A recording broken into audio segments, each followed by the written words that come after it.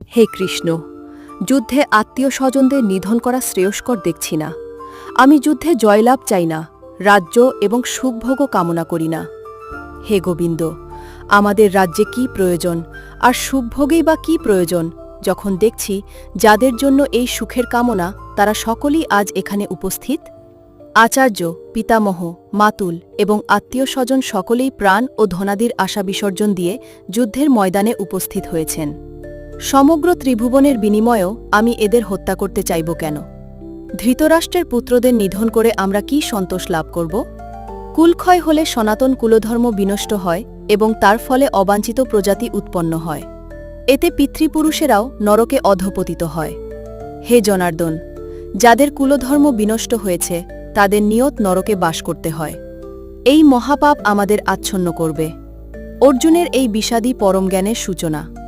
Shrimad Bhagavad Gita